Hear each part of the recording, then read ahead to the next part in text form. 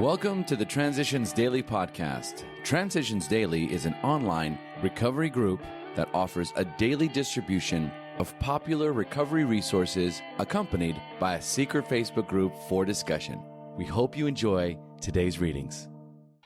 This is Transitions Daily for March 4th, read by Kurt L. from Albuquerque, New Mexico, USA.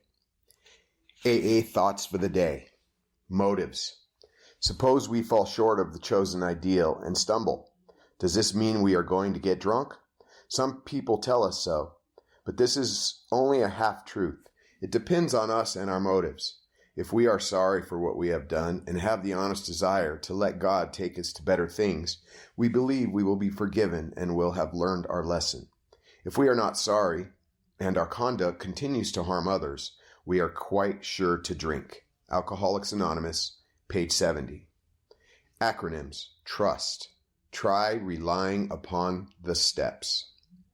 Just for today. Fear. From fear of fear.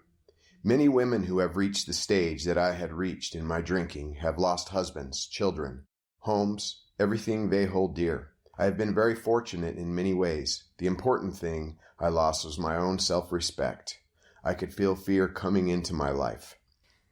I couldn't face people. I couldn't look them straight in the eyes. Although I had always been a self-possessed, brazen person, I'd brazen anything out. I lied like a trooper to get out of many scrapes. But I felt the fear coming into my life, and I couldn't cope with it.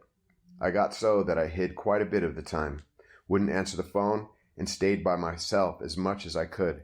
I noticed that I was avoiding all my social friends, except for my bridge club. I couldn't keep up with many of my other friends, and I wouldn't go to anyone's house unless I knew they drank as heavily as I did. I never knew it was the first drink that did it. I thought I was losing my mind when I realized that I couldn't stop drinking. That frightened me terribly. Alcoholics Anonymous, page 291, 292. Daily Reflections. Weeding the garden. The essence of all growth is a willingness to make a change for the better and then an unremitting willingness to shoulder whatever responsibility this entails. As Bill sees it, page 115. By the time I had reached step 3, I had been freed of my dependence on alcohol. But bitter experience has shown me that continuous sobriety requires continuous effort. Every now and then I pause to take a good look at my progress. More and more of my garden is weeded each time I look. But each time I also find new weeds sprouting where I thought I had made my final pass with the blade. As I head back to get the newly sprouted weed, it's easier when they are young. I take a moment to admire how lush the growing vegetables and flowers are, and my labors are rewarded. My sobriety grows and bears fruit. As Bill sees it, free of dependence. I ask myself, why can't the 12 steps work to release me from this unbearable depression? By the hour, I stared at the St. Francis prayer. It is better to comfort than to be comforted. Suddenly, I realized what the answer might be. My basic flaw had always been dependence on people or circumstances to supply me with prestige, security, and confidence. Failing to get these things according to my perfectionist dreams and specifications, I fought for them. And when defeat came, so did my depression. Reinforced by what grace I could find in prayer, I had to exert every ounce of will and action to cut off these faulty emotional dependencies upon people and upon circumstances. Then could I be free to love as Francis had loved. Grapevine, January 1958. Big Book quote. When we decide who is to hear our story, we waste no time. We have a written inventory and we are prepared for a long talk. We explain to our partner what we are about to do and why we have to do it.